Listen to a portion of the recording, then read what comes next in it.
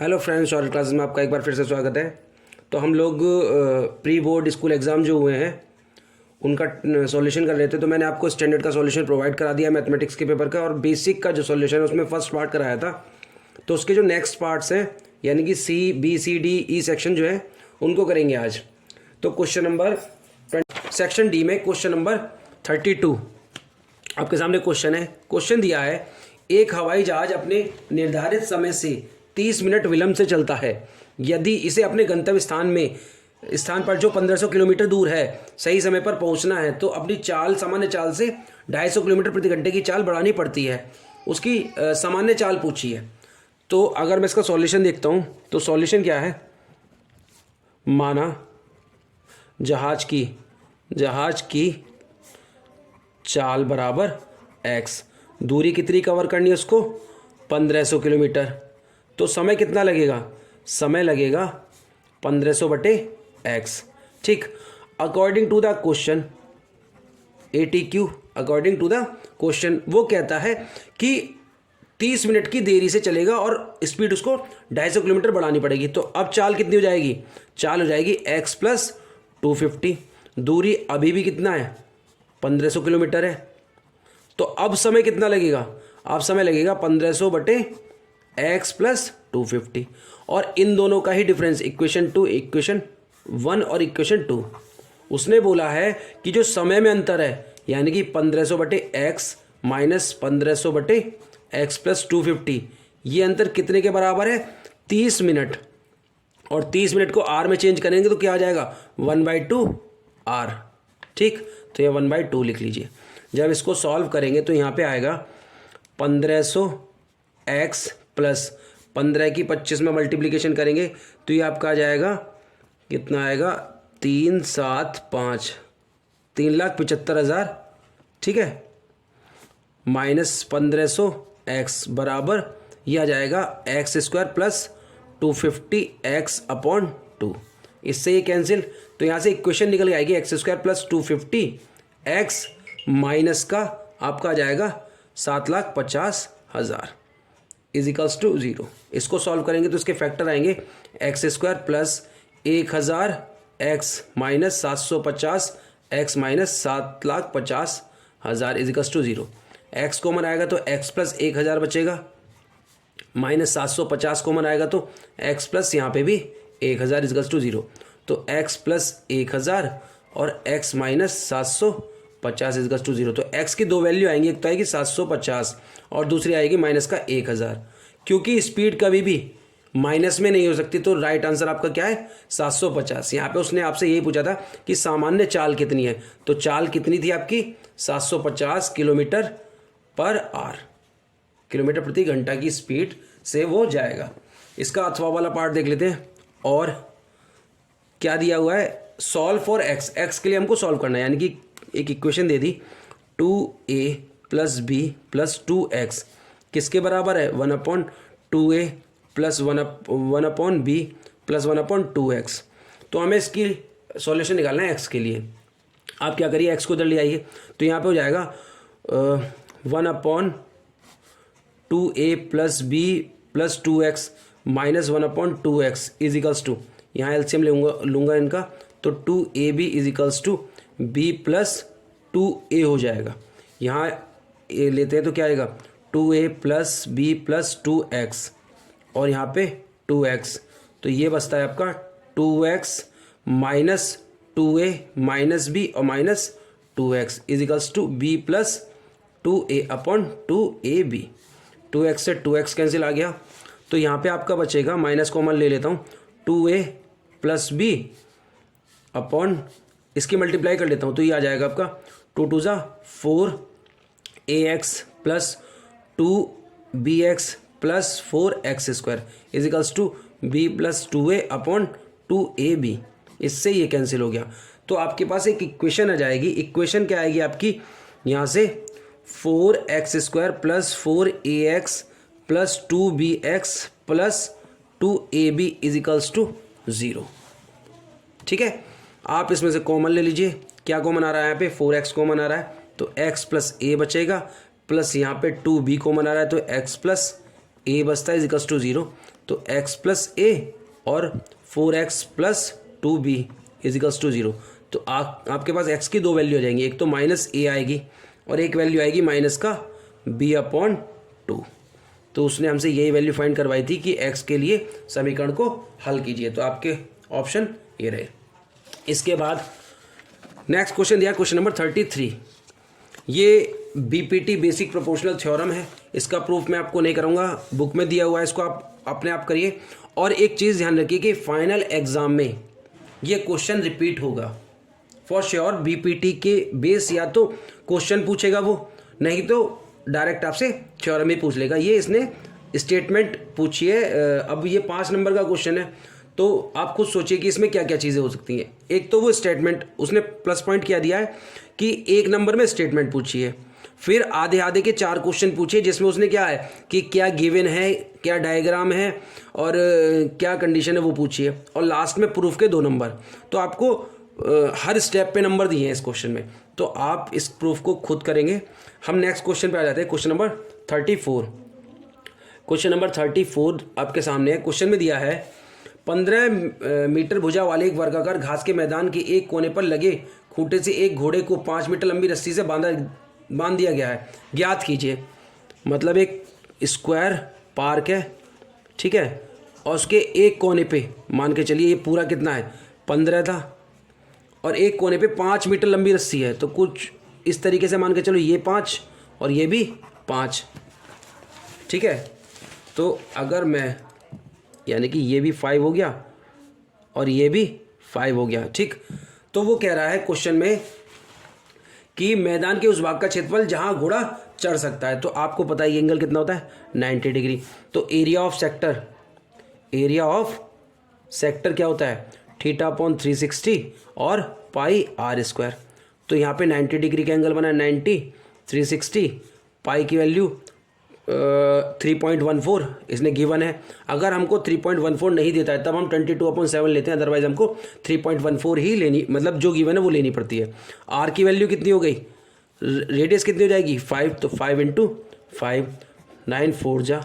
इसको सॉल्व करेंगे तो आपका आ जाएगा ये पॉइंट हटा के 2 0 बढ़ा लें और 5 5 25 से 4, तो आपका आ गया 314/16। तो जब इसको सॉल्व करेंगे तो आपका आंसर आएगा 19.625 मीटर स्क्वायर। ये उसने एरिया आपका घोड़े ने घास इतने एरिया की खाई होगी। नेक्स्ट क्वेश्चन में पूछा है वो चरे जा सकने वाले क्षेत्रफल में वृद्धि ज्ञात कीजिए यदि घोड़े को 5 मीटर लंबी की रस्सी के स्थान पर 10 मीटर, यानी कि उसकी लेंथ उसने क्या करा, उसकी लेंथ को उसने बढ़ा दिया। अब 5 की जगह कितनी कर दी 10 कर दी। तो अब वो कितना एरिया एक्स्ट्रा हो गया उसके बारे में पूछा है। तो कितना हो गया देखते हैं। तो एरिया ऑफ सेक्टर ही निकालेंगे, वहाँ पे थीटा अपॉन 360 यानी कि 1/4 हो जाएगा, पाई की वैल्यू 3.14 और रेडियस अब कितनी हो गई, अब हो गई 10 × 10। तो पॉइंट हटा के 2 0 कैंसिल हो जाएंगे। जब 4 से इसको डिवाइड करेंगे तो आएगा आपका 78.5 मीटर स्क्वायर। अब उसने पूछा है कि कितनी वृद्धि हो गई, कितनी वृद्धि होगी। तो क्षेत्रफल में वृद्धि देख लेते हैं। इंक्रीजिंग इन एरिया कितना हो गया 78.5 में से 19.625 जब आप माइनस करेंगे तो आपका आंसर आएगा 58.875 मीटर स्क्वायर। यही उसने आपसे पूछा था। नेक्स्ट क्वेश्चन देख लेते हैं। और पार्ट क्या है इसका, और पार्ट में उसने हमसे क्वेश्चन पूछा है एक वृत्ताकार ब्रॉच को चांदी के तार से बनाया गया जिसका व्यास 35 मिलीमीटर है। तार को वृत्त के 5 व्यासों को बनाने में भी प्रयुक्त किया गया जो उसे 10 बराबर त्रिज्या खंडों में विभाजित करता है जैसा कि आकृति में दिया गया है, ज्ञात कीजिए। देखो इस क्वेश्चन में गलती कर दी उसने, इसको ना 10 की जगह 12 में डिवाइड कर दिया है, 10 की जगह 12 में, यानी कि 1 2 3 4 5 6 उसने 6 लाइन ले ली, जबकि लेनी कितनी थी 5 थी। मैं डायग्राम सही बना देता हूँ। 1 2 3 4 और 5, ठीक है। तो 1 2 3 4 5, ठीक, इक्वल पार्ट्स में उसने डिवाइड कर दिया। तो हमसे पूछा है उसने पहले क्वेश्चन में पूछा है कुल वांछित तार की, चांदी के तार की लंबाई, तो टोटल हमसे कितना तार लगेगा। तो आप एक बात बताइए, ये तो ये लगेगा टोटल वायर कितना, total length of wire, total length of silver wire कितनी ज़रूरत पड़ेगी ज़रा देख लेते हैं। एक तो आप इसकी सरकमफ्रेंस यानी कि 2πr प्लस ये क्या है, डायमीटर है, इस तरीके से ये डायमीटर है, इस तरीके से ये डायमीटर है, तो टोटल कितनी है 5 × d, ठीक।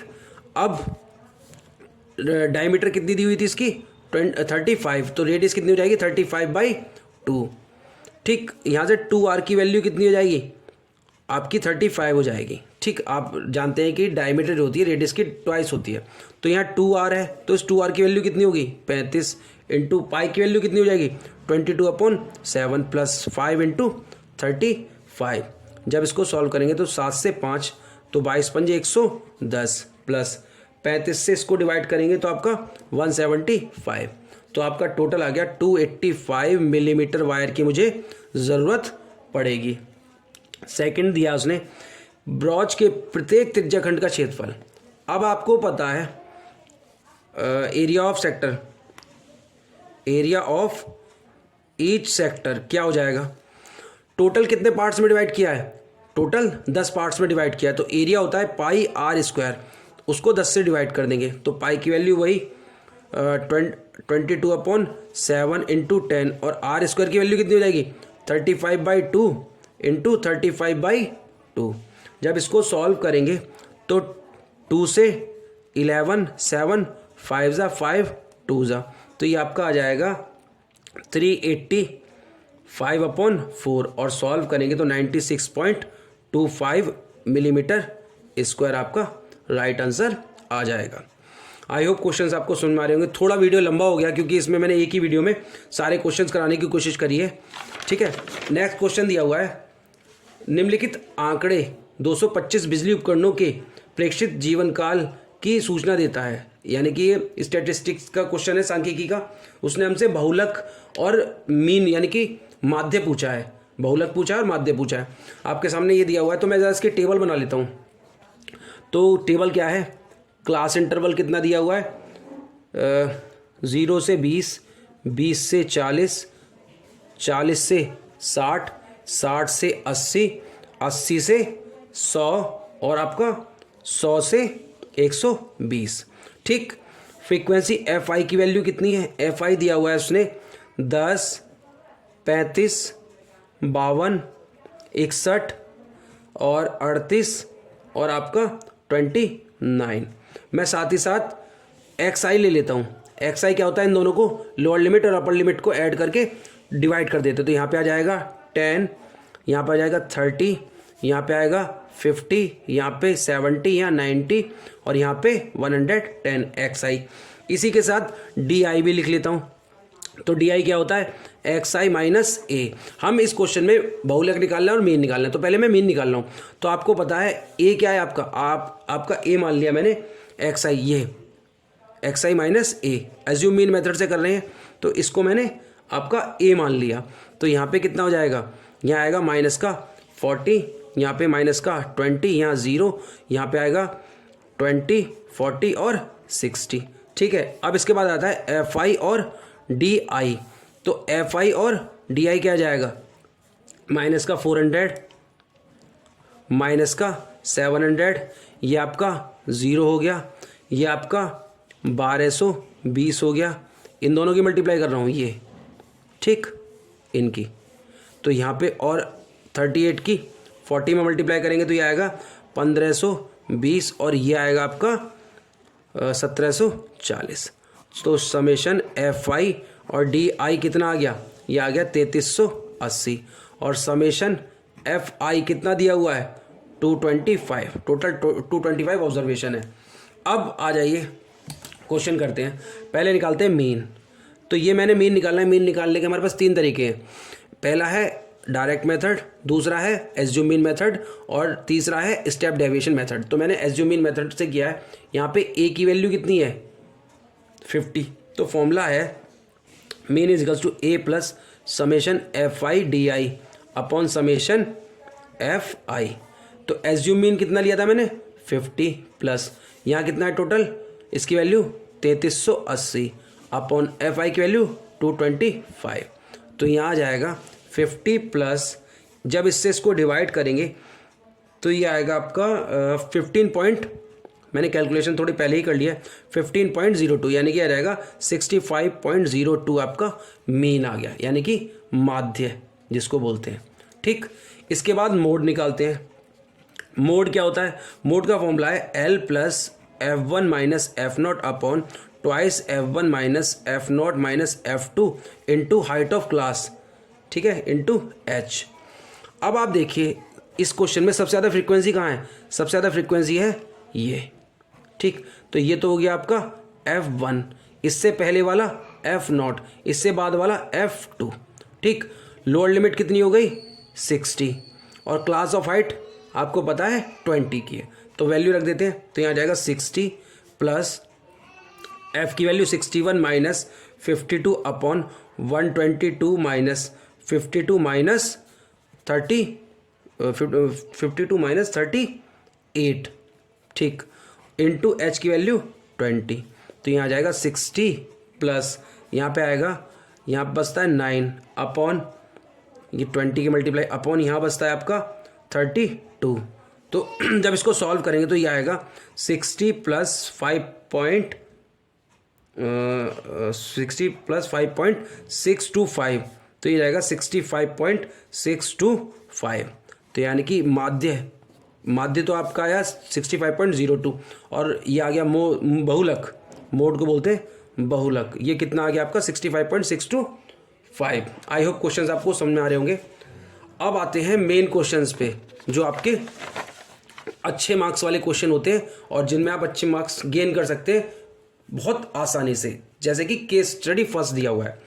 क्या है case study first? Case study first में दिया है एक कॉलेज के हॉस्टल में रहने का शुल्क नियत है, परंतु भोजन का शुल्क जितने दिन भोजन किया जाता है उस पर निर्भर करता है। अभिनव और आयुष इस हॉस्टल में रहते हैं। अभिनव ने एक माह में 21 दिन भोजन किया और कुल 3120 रुपये दिए, जबकि आयुष 26 दिन भोजन करता है और उसने कुल 3720 रुपये दिए। तो हॉस्टल में रहने के नियत शुल्क X और एक दिन के भोजन का शुल्क Y लीजिए। तो उसने हमें पहले ही क्वेश्चन में क्या पूछा है, उसने पूछा है कि अभिनव द्वारा दिए गए कुल शुल्क के लिए बीजीय समीकरण ज्ञात कीजिए। तो आप एक बात बताइए, नियत शुल्क कितना है? नियत शुल्क है आपका X रुपीज़ और उसके बाद शुल्क प्रतिदिन कितना है? भोजन का शुल्क, भोजन का प्रतिदिन का शुल्क है, प्रतिदिन शुल्क वो है आपका Y रुपीज़। तो पहले क्वेश्चन में उसने बोला है अभिनव का कुल शुल्क। तो आप एक बात बताइए, अभिनव ने कितने दिन खाना खाया था? 21 दिन खाया था। तो एक तो उसको X रुपये तो फिक्स देना ही पड़ेगा भाई, खाओ मत खाओ लेकिन X रुपये फिक्स है, प्लस 21 दिन 21 इंटू Y बराबर कितना हुआ? 3120। यही सिर्फ एक लाइन लिखने का आपका 1 नंबर मिल गया। सेकंड क्वेश्चन में उसने बोला है आयुष द्वारा दिए गए कुल शुल्क, यानी कि X तो फिक्स है ही, खाओ मत खाओ, लेकिन आयुष ने कितने दिन खाया था? 26 दिन। तो 26 दिन Y के हिसाब से देना पड़ेगा, बराबर 3720। ठीक है। अब तीसरे क्वेश्चन में क्या पूछा उसने कहा यदि कोई छात्र एक माह में 12 दिन भोजन करता है तो उसे कुल कितने राशि देनी पड़ेगी? तो आप एक समीकरण 1 ये लीजिए, समीकरण 2 ये लीजिए, और थर्ड क्वेश्चन में उसने हमसे पूछा है 12 दिन का, यानी कि X प्लस 12Y का कॉस्ट हमसे पूछा है। तो इसके लिए हमें X निकालना पड़ेगा, Y निकालना पड़ेगा। तो यहाँ देखिए समीकरण 1 व 2 से क्या हो जाएगा, जब इसको सॉल्व करेंगे X प्लस 26Y बराबर 3720 और X प्लस 21Y बराबर 3120, माइनस तो ये हो जाएगा 5Y बराबर कितना आएगा? माइनस करने पर ये आएगा आपका 0,0600। तो Y की वैल्यू आ जाएगी, Y की वैल्यू आएगी आपकी 120 रुपये, और Y की वैल्यू 120 है तो X की वैल्यू आएगी 600 रुपये। तो उसने हमसे ये पूछा है कुल शुल्क कितना हो जाएगा? 600 प्लस 12 गुणा 120 के हिसाब से। तो यहाँ पे आ जाएगा आपका 600 प्लस 12 बार 144, 1440 रुपये ये हो गए और 600 ये हो गए, तो 2040 रुपये टोटल देने पड़ेंगे 12 दिन भोजन करने के लिए। केस स्टडी कितनी आसान थी ये, 1 नंबर 2 नंबर और 2 नंबर बड़ी आसानी से आपको मिल गए। नेक्स्ट क्वेश्चन पे आ जाते हैं। केस स्टडी सेकंड क्या कहती है? केस स्टडी सेकंड में कहता है कि आंधी से एक पेड़ अपनी कुल ऊंचाई के 1/3 भाग से, कोई पेड़ था वो उसके 1/3 भाग से टूट के गिर गया और कुछ इस तरीके से ज़मीन पे टिक गया है। ठीक, अब 1/3 टोटल उसकी ऊंचाई कितनी है? 12 है। तो अगर मैं इसको x मान लूँ और ये फिर कितना हो जाएगा? ये आपका 2x हो जाएगा। तो x + 2x = 12। तो यहाँ से x की वैल्यू कितनी आ जाएगी? 4 आ जाएगी। आपको ये चीज़ ध्यान रखनी है। ये एंगल आपका थीटा हो जाएगा। ठीक है, अब मैं इसको नाम दे देता हूँ। ये हो गया ABC और ये A' है। ठीक, उसने पूछा पहला क्वेश्चन पूछा है इस स्थिति के लिए उचित आकृति बन चुकी है। दूसरा क्वेश्चन पूछा है उसने जमीन के साथ पेड़ का शीख कितना कोण बना है, तो यानी कि ये थीटा निकालना है हमको। तो ऐसा फॉर्मूला जिसमें आपके पास क्या है? परपेंडिकुलर और हाइपोटेनस। तो वो कौन सा फॉर्मूला है? साइन थीटा = होता है परपेंडिकुलर अपॉन हाइपोटेनस। तो साइन थीटा = परपेंडिकुलर कितना है? x और हाइपोटेनस 2x। तो यहाँ पे 1/2 आ गया। और साइन थीटा = साइन में इसकी कितनी वैल्यू होती है? साइन 30 डिग्री की। तो थीटा की वैल्यू आ गई 30 डिग्री। ये भी निकल आया। थर्ड क्वेश्चन में क्या पूछा है ज़रा देख लेते हैं। थर्ड में बोला पेड़ का शीर्ष पेड़ के पास से किस दूरी पर भूमि पे छूता है, यानी कि उसने हमसे AB पूछा है। क्या पूछा है? AB।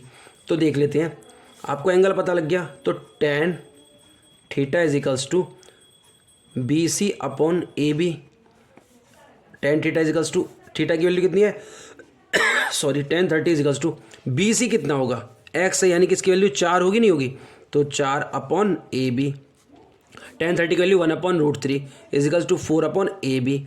तो यहाँ से आपकी AB की वैल्यू कितनी आ गई? 4√3 मीटर। मीटर में दिया हुआ है, हाँ ठीक है, 4×3 मीटर। आपका ये डिस्टेंस आ गई 4√3। अब वो कहता है और वाली कंडीशन में, और अथवा क्या कहता है? इसी समय एक अन्य पेड़ आंधी से गिरा, उसका शीर्ष भूमि से 45 का कोण बनाता है तथा पेड़ के 5 से 10 मीटर की दूरी पर भूमि को छूता है। बताइए कि वह पेड़ भूमि से कितनी ऊंचाई से टूटा है। देख लेते हैं। कुछ ये पेड़ था, ये यहाँ से टूट गया, ठीक, और इसने कोण कितना बना लिया? 45 डिग्री का कोण बना लिया। इसका भी नाम ABC और A'। ठीक, अब वो यहाँ से टूट गया है। उसने बोला पेड़ भूमि से कितनी ऊंचाई से टूटा है, तो ये कितनी वैल्यू है? ये वैल्यू है 10 मीटर। आपको ये वैल्यू निकालनी है। तो यहाँ पे देखिए tan 45 degree = BC upon AB। tan 45 की वैल्यू 1, BC की वैल्यू कितनी है? x अपॉन AB की वैल्यू 10। तो यहाँ से x = कितना आ गया? 10 आ गया। तो वो कितनी ऊंचाई से टूटा है? ज़मीन से 10 मीटर की ऊंचाई से वो टूटा है। ठीक है, x की वैल्यू फाइंड करनी थी। अगर वो कहे कि टोटल पेड़ की लंबाई कितनी है, वो भी आप आसानी से निकाल सकते हैं। अब आइए केस स्टडी थर्ड पर। क्या दिया है? एक सर्कस का जो तंबू होता है वो सिलेंड्रिकल शेप और उसके शंकु के शेप में है। तो क्या है? कुछ इस तरीके की शेप बनी हुई है। ठीक, ये मैं बना देता हूँ डायग्राम, थोड़ा सा आसान लगेगा देखने में। अब इसके ऊपर उसने क्या किया है? एक तंबू लगा हुआ है ये इस तरीके से। ठीक है, अब इसकी हाइट तो दिया उसने, हाइट ये हो गई रेडियस, और ये डायमीटर हो गई। ये टोटल दी है आपकी। देख लेता हूँ एक बार। ऐसा तंबू बेलन के आकार का जिस पर शंकु आरोपित है, बेलनाकार भाग की ऊंचाई 9 मीटर, यानी कि इसकी ऊंचाई 9 मीटर, और व्यास दिया हुआ है 30 मीटर, और शंकु की ऊंचाई 8 मीटर। ये 8 हो गई, ये 30 होगी। तो ये कितना है? ये आपका 15 होगा। अगर ये 15 है तो आप सॉल्व क्वेश्चन देख लेते हैं। पहला क्वेश्चन पूछा उसने, पहले क्वेश्चन में पूछा है तंबू के शंक्वाकार भाग की तिर्यक ऊंचाई, यानी कि हमको स्लैंट हाइट निकालनी है। इसको मैं ABCDE मान लेता हूँ और ये O हो गया। तो उसने हमसे AC पूछा है, AC तिर्यक ऊंचाई पूछी है।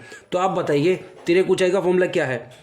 तिर्यक ऊंचाई बराबर होगा √h² + ये तो एल तो हमसे पूछा ही है, H square plus R square, L होता है ना तिरक ऊंचाई लिटरल हाइट, ठीक है। एच की वैल्यू कितनी है 8, 8 का स्क्वायर प्लस 15 का स्क्वायर। तो जब इसको सॉल्व करेंगे 64 प्लस 225, ये अंडर रूट में जाएगा 289 और ये किसका होता है 17 का स्क्वायर होता है। तो यानी कि इसकी वैल्यू कितनी आ गई 17 आ गई। नेक्स्ट क्वेश्चन में क्या पूछा है, नेक्स्ट क्वेश्चन में पूछा है उसने तंबू को बनाने में उपयोग किए जाने वाले कैनवस का क्षेत्रफल ज्ञात कीजिए। तो टोटल कितना कैनवस लगा होगा, CSA of cylinder plus CSA of cone, यही तो लगा होगा। यानी कि पृष्ठ क्षेत्रफल बेलन का प्लस पृष्ठ क्षेत्रफल टोटल यही लगा होगा। देख लेते हैं। तो कर्व सरफेस एरिया सिलेंडर क्या होता है 2πRH plus curve surface area cone का क्या होता है πRL। वैल्यू रख लीजिए 2 इंटू पाई की वैल्यू 22/7, आर की वैल्यू 15, एच की वैल्यू आपकी कितनी दी है 9 प्लस पाई की वैल्यू 22/7 इंटू आर की वैल्यू कितनी दी हुई है यहाँ पे सेम वही होगी 15 इंटू, ठीक है। सॉरी फ़ोन आ गया। चलिए इसके बाद एल की वैल्यू कितनी निकाली हमने 17 निकाली है। तो जब इसको सॉल्व करेंगे तो यहाँ पे आ जाएगा 22/7। आप ध्यान से देखिए यहाँ से भी कॉमन है और 15 कॉमन है, तो ये आ जाएगा 9 दूनी 18 प्लस 17। तो ये आपकी कैलकुलेशन हो जाएगी 22/7 गुणा 15। आप ना ये गलती ना करें एग्जाम में कभी भी कि यहाँ कैलकुलेशन कर ले फिर यहाँ ऐड करें। ऐसी कैलकुलेशन में हमेशा फाइनल जब लाइन आ जाए वहाँ पे कैलकुलेशन करें। ये आप इसको सॉल्व करेंगे फिर इसको सॉल्व करेंगे फिर ऐड करेंगे, इससे बेस्ट है मैंने कॉमन लिया। तो क्या है यहाँ पे बेनिफिट हुआ, इन दोनों का सम आ गया 35 जो कि 7 से डिविजिबल है। तो आप यहाँ देखिए 22 पंजे 110 गुणा 15 सॉल्व करेंगे तो 1650 मीटर स्क्वायर आपका आंसर आ जाएंगे। यानी कि टोटल कैनवास हमको कितना जरूरत पड़ेगी 1650। क्वेश्चन नंबर थर्ड पार्ट क्या है इसका, थर्ड में कहता है यदि 20 रुपये प्रति वर्ग मीटर की दर से खरीदने पर कैनवास की लागत पूछी है, जबकि 30 मीटर कपड़ा जो एक्स्ट्रा है वो किस में जाता है स्टिचिंग में जाता है। तो देखिए टोटल मेरा कितना कपड़ा था 1650, टोटल कपड़ा कितना था 1650 प्लस 30 कह रहा है वो स्टिचिंग सिलाई में ख़राब होता है तो 1680 हो गया। तो कुल लागत या कुल मूल्य कितना हो जाएगा 1680 200 रुपये के हिसाब से, तो कितना जाएगा 3,36,000 रुपये। टोटल कॉस्ट कितनी लगेगी 3,36,000 रुपये। इसके बाद और वाला पार्ट पूछा उसने, और वाला लास्ट देख लेते हैं। ये इसके तल पर 140 प्रति मीटर वर्ग की दर से कालीन बिछाने का खर्चा, तो फोर्थ पार्ट में देख लेते हैं। तो आप एक बात बताइए ये जो कालीन यहाँ बिछेगा ये कैसा व्रत का ही तो क्षेत्रफल होगा, तो कुल क्षेत्रफल कितना हो जाएगा πR²। और लागत कितनी है चलो लागत बाद में लगाएंगे। तो पाई की वैल्यू 22/7, आर की वैल्यू 15 इंटू 15। ठीक, ये आपका अभी यहाँ कैलकुलेशन नहीं करें, अब कर दें कुल लागत 200 रुपये के कितने रुपये के हिसाब से 140 रुपये के हिसाब से है। तो 22/7 गुणा 15 इंटू 140, तो 7 से डिवाइड करेंगे 20 आ जाएगा और 15 25 225 और 22 44 440। जब इसको सॉल्व करेंगे तो आपका आएगा 99,000 रुपये। ठीक है, आई होप क्वेश्चंस आपको समझ में आए होंगे। मैंने सॉल्यूशन अच्छे से अच्छे कराने की कोशिश करी है, फिर भी अगर कोई आपको डाउट हो तो कमेंट बॉक्स में मैसेज ज़रूर करें ताकि मैं आगे इन चीज़ों में सुधार कर सकूं। आज के लिए इतना ही, और चैनल को लाइक और सब्सक्राइब जरूर करें और शेयर भी करें ताकि ज़्यादा से ज़्यादा बच्चे इन वीडियोज़ का फ़ायदा उठा सकें। आज के लिए इतना ही, धन्यवाद।